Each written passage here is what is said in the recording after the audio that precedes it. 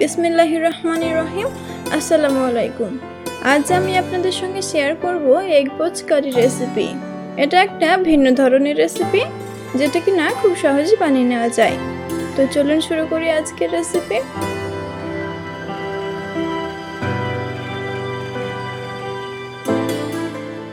চুলায় একটা প্যান বসিয়ে 1/4 কাপ তেল দিচ্ছি।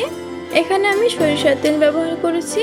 আপনি চাইলে সাদা তেল অথবা অলিভ অয়েলও ব্যবহার করতে পারেন। একটা মাঝারি সাইজের তেজপাতা, দারুচিনি, গোলমরিচ এবং 1/4 চামচ জিরে ফোড়ন দিচ্ছি। যখন দেখবেন মশলা থেকে খুব সুন্দর একটা গন্ধ বের হয়ে আসছে, ঠিক তখনই এর মধ্যে অ্যাড করব 1 চামচ কুচনো রসুন, 2 বড় সাইজের পেঁয়াজ কুচি, 1 চামচ ক্যাপসিকাম কুচি। এখানে আমি সবকিছুই ভেজিটেবল চপারে ফাইন চপ করে নিয়েছি। পেঁয়াজগুলোকে খুব ভালো করে কষিয়ে নিতে হবে।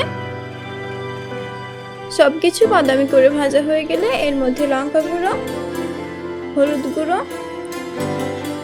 ধনে গুঁড়ো, গরম মশলা, মেথি, জিরা গুঁড়ো দিয়ে শুকনো মশলাগুলো ভালো করে মিশিয়ে নিব।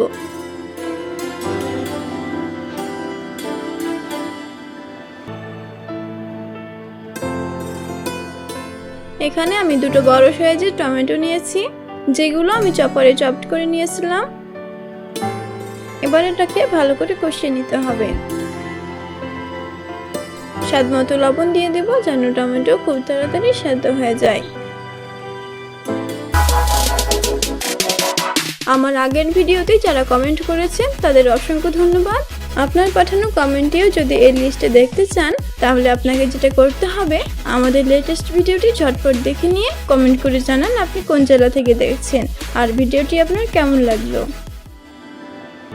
মশলার মধ্যে থেকে তেল বেরিয়ে আসলে এখানে গ্রেভির জন্য অল্প একটু পানি দিয়ে দেব। আমি এখানে গ্রেভিটা খুব বেশি পাতলা করব না, তার জন্য অল্প করে পানি দিয়েছি।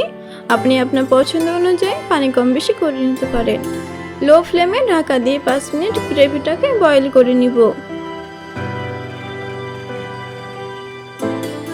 5 মিনিট পর গ্রেভিটা একদম তৈরি হয়ে গিয়েছে। এর মধ্যে থেকে তেজপাতাটা আমি উঠে নিচ্ছি। এবার গ্রেভির মধ্যে একটা করে ডিম দিয়ে দিব।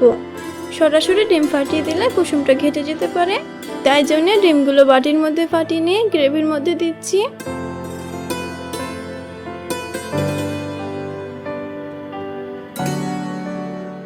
অপর থেকে লবণ ছড়িয়ে দিব, অল্প কিছু ধনেপাতা কুচি, 3টা চেরা কাঁচা লঙ্কা।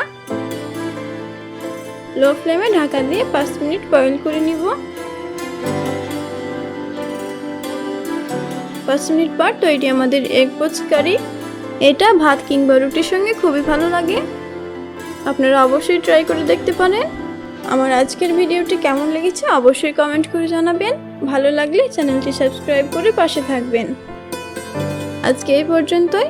সবাই ভালো থাকবেন, সুস্থ থাকবেন এবং দেশি রাঁধুনির সঙ্গে থাকবেন। আল্লাহ হাফেজ।